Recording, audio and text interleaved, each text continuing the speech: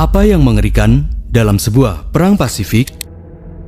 Ya, tentu saja mentalitas orang Jepang. Tiada menyerah kecuali mati. Saipan dalam perang Pasifik. Di sana, lebih dari 3.000 orang Jepang, baik wanita dan anak-anak, melakukan harakiri massal. Mereka putus asa. Tiada jalan untuk hidup daripada harus menyerah kepada Amerika.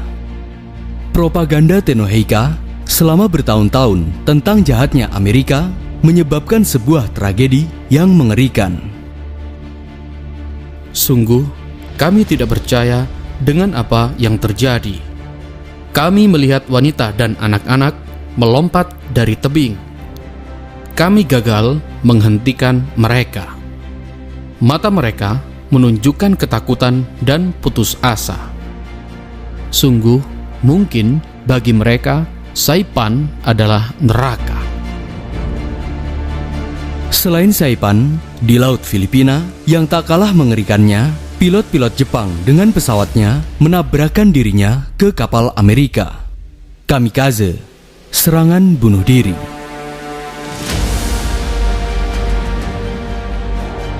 Istriku tercinta, aku sekarang terbang membela sang kaisar. Sungguh, kau pasti bahagia. Aku korbankan diriku menghantam kapal musuh. Sampai jumpa di surga. Sungguh sangat mengerikan. Bagi Jepang, ini adalah pengorbanan demi sang kaisar. Serangan brutal ini terjadi saat pertempuran di Lautan Filipina. Dikatakan pertempuran ini adalah pertempuran kapal induk terbesar sepanjang sejarah. Lautan Filipina memerah. Inilah neraka di Saipan dan kamikaze di Filipina. Sejarah Jepang, episode 17 dalam series Perang Pasifik.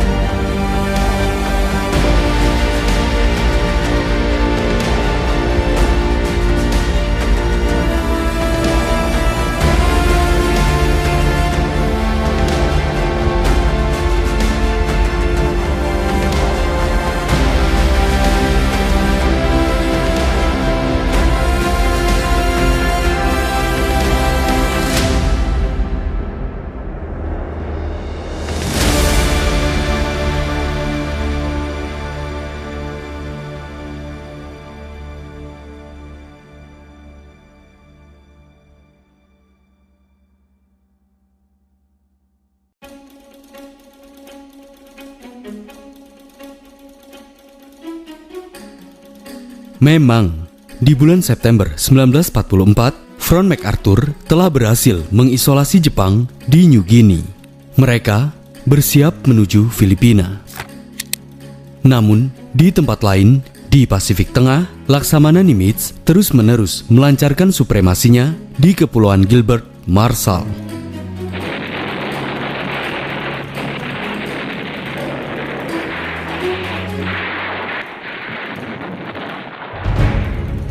Setelah kalah telak dalam pertempuran Tarawa, Angkatan Laut Jepang segera menyebarkan 28.000 pasukannya di 7 pulau Kepulauan Marshall, termasuk di Pulau Kwajalein.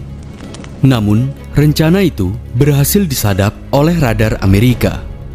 Maka dari itu, target utama Nimitz adalah Pulau Kwajalein, Kepulauan Marshall yang dinilai sangat strategis. Akhirnya, 6 kapal induk dengan ratusan pesawat tempurnya dan lusinan kapal tempur sekutu bergerak menuju Kepulauan Marshall. Januari 1944, bombardemen dan bom-bom pesawat-pesawat sekutu mulai berjatuhan di pulau-pulau di Kepulauan Marshall dengan serentak selama berhari-hari kecuali Kwajalein.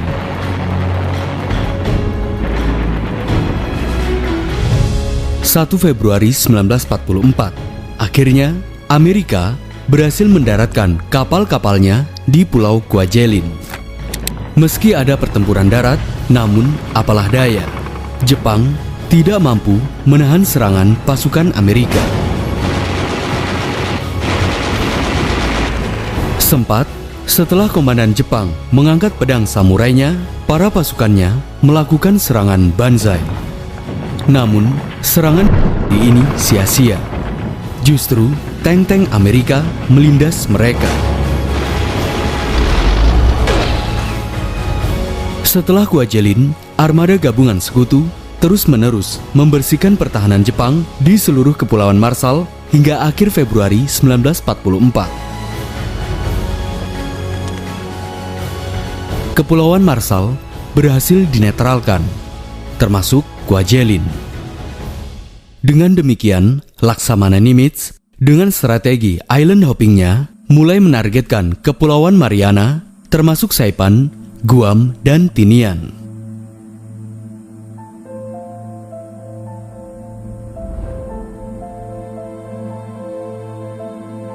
Di dalam Kepulauan Mariana, ada 3 pulau penting yang menjadi target Amerika sebagai gerak maju menuju Filipina dan Tokyo, yakni Saipan, Guam, dan Tinian.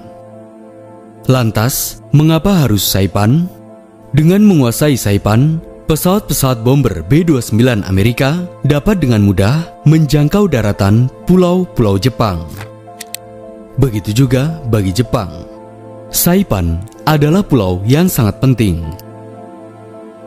Saipan. Jika kita kehilangan Saipan, maka musuh akan menyerang Tokyo kapanpun mereka mau. Saipan adalah gerbang menuju wilayah kami. Kami akan bertahan mati-matian. Pada tanggal 6 Juni 1944, Nimitz mengerahkan 15 kapal induknya dengan 956 pesawat, 96 kapal tempur, dan 28 kapal selam menuju Saipan. Sungguh, armada yang sangat besar. Laksamana Nimitz melihat kemungkinan nantinya akan dicegat oleh kapal induk Jepang. Perjalanan berlangsung selama 4 hari. Esok harinya, 11 Juni 1944, pesawat-pesawat Amerika yang terbang dari kapal-kapal induknya mulai menyerang Pulau Saipan dan Tinian secara bersamaan. Bahkan, kapal-kapal Amerika mulai melancarkan bombardemen. Tiada malam maupun siang, bom-bom meriam Amerika terus-menerus dilemparkan ke Saipan.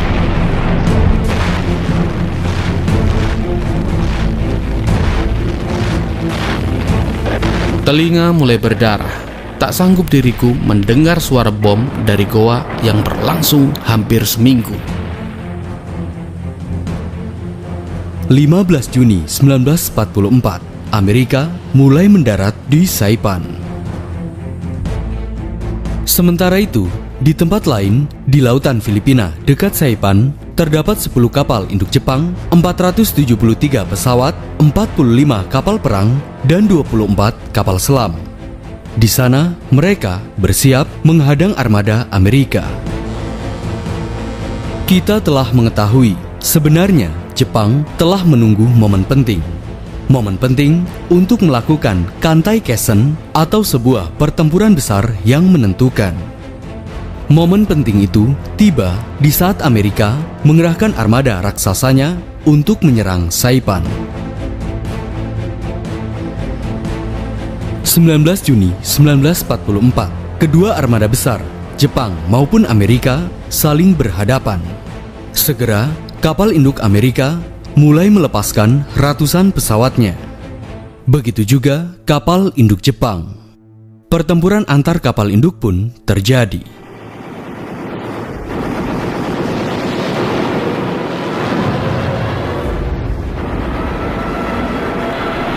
Ketidakseimbangan kekuatan serta banyaknya penerbang pesawat Jepang yang tidak terlatih membuat armada Jepang kewalahan. Serangan pesawat Jepang selalu saja berhasil digagalkan oleh Amerika.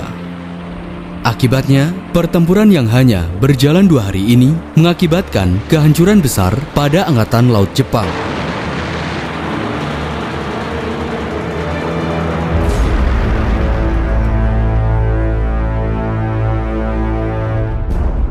Setelah kehilangan 9 kapal induk dan 400 pesawatnya, Jepang harus mundur. Amerika hanya kehilangan 4 kapal induknya dan 110 pesawatnya.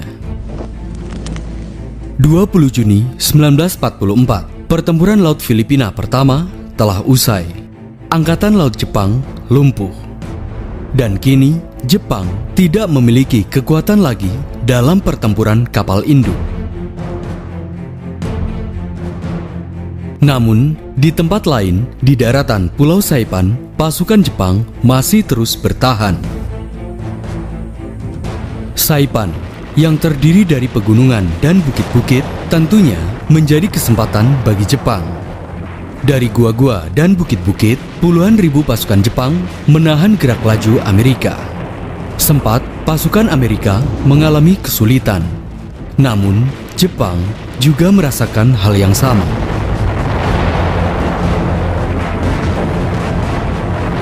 Semakin hari, pertempuran ini membuat pasukan Jepang kewalahan dan bahkan dipukul mundur oleh pasukan Amerika. Mereka tidak mampu bertahan untuk waktu yang lama. Hingga kemudian, pada tanggal 7 Juli, pasukan Jepang mulai melakukan serangan terakhir. Serangan Banzai dengan membabi buta. Namun, serangan bunuh diri ini sia-sia. Sisanya kocar-kacir dan bahkan melakukan harakiri massal. Bukan hanya pasukan Jepang, lebih dari 3.000 warga sipil Jepang, baik wanita dan anak-anak, juga melakukan bunuh diri massal dengan melompat dari tebing-tebing. Pasukan Amerika sempat berupaya menghentikan mereka dan bahkan menyebarkan selebaran agar mereka menyerah. Pasukan bersenjata itu menyuruh kita untuk berhenti. Mereka mengatakan pertempuran Saipan sudah berakhir. Yang selamat sekarang harus keluar dengan tangan terangkat. Aku pikir ini adalah kebohongan. Kita semua akan dihancurkan atau digigit sampai mati oleh anjing militer jika kita ditangkap Amerika. 9 Juli 1944, Pulau Saipan sudah di tangan Amerika. Berikutnya, di bulan yang sama, Amerika juga mendarat di Pulau Guam dan kemudian Tinian. Setelah terjebak dalam pertempuran darat yang begitu lama, pada bulan Agustus 1944, Guam maupun Tinian sudah berada di tangan Amerika. Keduanya lalu dijadikan sebagai pangkalan udara dan jalur komunikasi Amerika. Kelak, dua pulau ini dijadikan sebagai landasan menuju Okinawa dan juga Tokyo.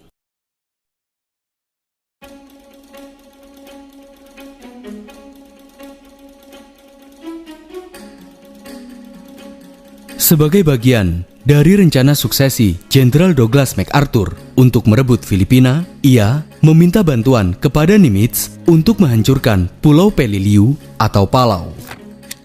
Di sana, ada 11.000 pasukan Jepang yang dinilai lebih tangguh dan bersenjata lengkap. Jenderal Fuller tidak menyangka jika Pulau Peleliu dijaga ketat oleh pasukan Jepang. Jepang sudah mengetahui pasukan gabungan Inggris, Cina, dan Amerika itu akan mendarat. Mereka bersiap untuk mempertahankan Peleliu hingga titik darah penghabisan.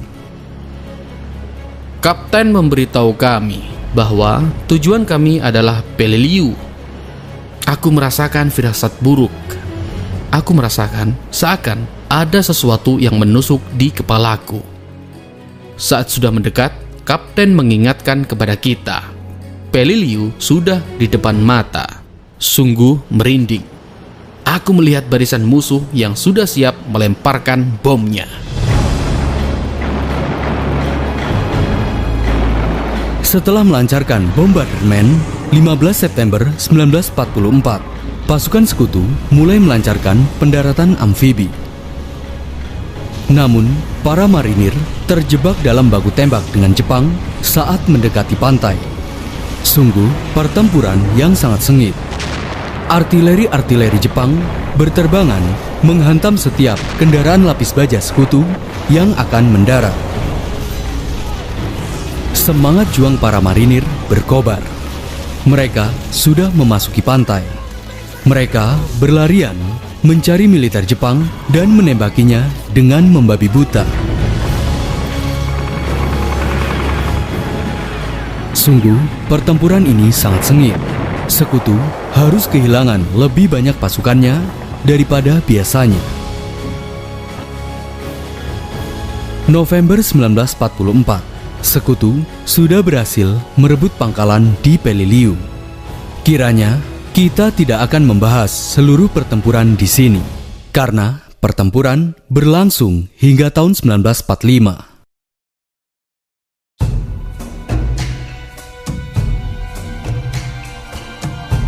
Sementara itu, armada laut Amerika terus maju menuju Filipina. Untuk memutus bantuan logistik Jepang di Filipina, Halsey mengerahkan 17 kapal induk, lebih dari 1.000 pesawat tempur dan kapal-kapal tempurnya ke Formosa, Taiwan.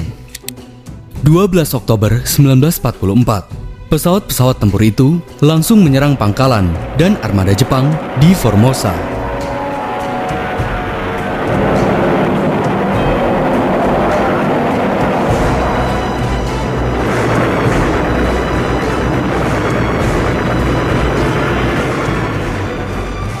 Sempat, kapal-kapal Jepang melepaskan torpedonya untuk menyerang kapal induk Amerika.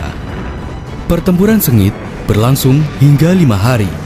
Namun, Jepang yang berhadapan dengan armada raksasa itu harus mengalami kekalahan. Sebanyak 600 pesawat, puluhan kapal Jepang, dan pangkalan Jepang di Formosa hancur.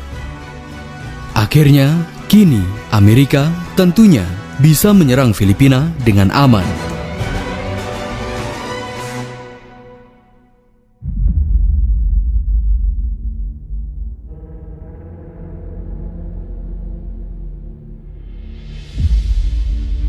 Armada raksasa itu lalu langsung bergerak ke Filipina dan berniat mendarat di Teluk Leyte yang nantinya akan bertemu dengan armada MacArthur.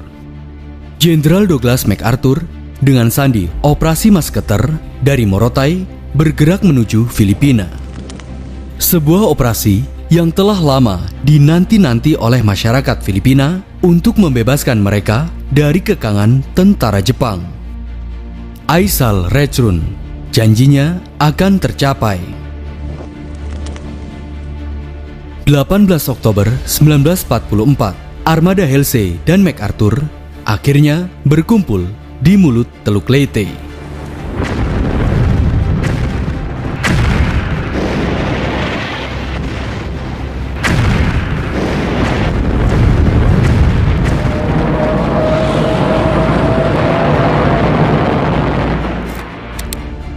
Setelah melancarkan bombardemen selama 2 hari 2 malam, 17 kapal induk Amerika dengan 1.500 pesawat tempurnya, 170 kapal perang, kapal selam, dan kapal amfibi, pada tanggal 20 Oktober 1944, MacArthur mulai mendaratkan 200.000 pasukannya di sebelah utara Pulau Leyte.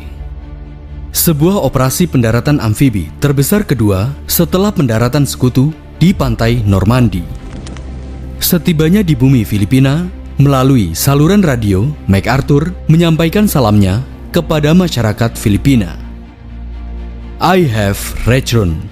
Saya telah kembali. Berkat karunia Tuhan yang Maha Kuasa, pasukan-pasukan kita berada kembali di bumi Filipina. Pidato MacArthur ini menambah semangat juang rakyat Filipina untuk mengusir Jepang dari tanah airnya. Kedatangan Amerika di Filipina menjadi ancaman serius bagi Jepang. Selama ini, Filipina merupakan jalur utama sumber daya minyak yang didapatkan dari Tarakan menuju Kekaisaran Jepang. Bila Filipina berhasil dikuasai Amerika, maka tamatlah riwayat Kekaisaran Jepang. Alhasil, Jepang berencana untuk sekali lagi melakukan Kantai Kesen dengan segala sisa kekuatan armada lautnya yang ada. kekuatan Jepang yang tersebar dari berbagai wilayah dengan serentak akan diterjunkan untuk menyerang sekutu di Laut Filipina. Dalam armada gabungan ini, Jepang hanya memiliki 1 kapal induk, 66 kapal tempur, dan 300 pesawat. Sesuatu yang tidak sebanding dengan kekuatan armada Amerika.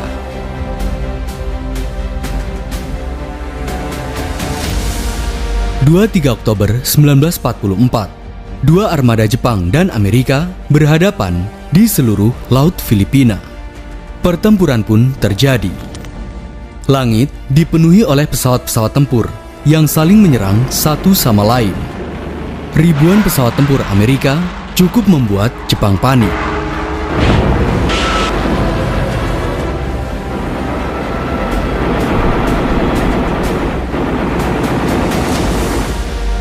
Ironisnya, komunikasi antar komando Jepang berjalan tidak baik. Pemancar radio kapal induk Jepang Zuikaku rusak. Sehingga setiap komando-komando Jepang diserang, baik dari laut dan udara, mereka tidak memiliki perlindungan untuk menghalau. Sempat, kapal induk Jepang memancing armada Heisei untuk menjauh dari Leyte. Namun, tanpa perlindungan udara, kapal induk Jepang Zuikaku dengan mudah diserang oleh pesawat-pesawat Amerika. Pertempuran berlangsung hingga 3 hari. Sebagian besar kapal-kapal Jepang, termasuk kapal induknya dan pesawat-pesawat Jepang di lautan Filipina, hancur lebur. Ajalnya di lautan Filipina sudah menjemput. Namun, mentalitas Jepang masih tetap berkobar. Mereka berniat akan melancarkan serangan terakhir. Komando tertinggi Jepang memerintahkan untuk melancarkan taktik baru, taktik terakhir yang putus asa. Kamikaze, serangan bunuh diri. Ya, aku mendengar. Ini adalah perintah terakhir dari Kaisar. Kami mengangkat tangan kami dan kemudian meminum sake untuk yang terakhir kalinya. Kami sangat menikmatinya. Orang tua kami yang terkasih, tolong ucapkan selamat kepadaku. Aku telah diberi kesempatan luar biasa untuk mati. Takdir tanah air kita ditentukan oleh pertempuran ini, di mana aku jatuh dari langit seperti buah yang jatuh dari pohonnya. Ya, serangan kamikaze. Dari Luzon, para pilot-pilot Jepang itu langsung menabrakkan dirinya ke kapal-kapal Amerika. Hal ini berlangsung selama bulan November 1944. Jepang yakin serangan kamikaze ini akan menghancurkan moral sekutu dan membalikan keadaan perang. Namun ternyata tidak. Amerika terus bertahan. Mereka terus-menerus menembaki pejuang kamikaze itu sebelum menabrakan dirinya ke kapal. Ya, aku tahu. Kematianku tidak lagi berguna. Meskipun kamikaze menghantam lebih dari 400 kapal Amerika dan membunuh lebih dari 5.000 pasukan, kemajuan kampanye Amerika dan sekutunya untuk menghancurkan Tokyo masih terus berlanjut. 1945, tahun yang paling menentukan. Jenderal Douglas MacArthur akan melibas habis pasukan Jepang di daratan Filipina. Setelah melancarkan bombardemen selama 1 jam, sebanyak 175.000 pasukannya berhasil mendarat di Luzon, Filipina. Tidak ada perlawanan. 4 Februari 1945 kemudian, mereka tiba di Manila. Ternyata para garnison Jepang berada di sana. Sekutu disambut serangan artileri Jepang dari balik gedung-gedung. Pertempuran kota pun dimulai. Pertempuran ini berlangsung sampai seminggu.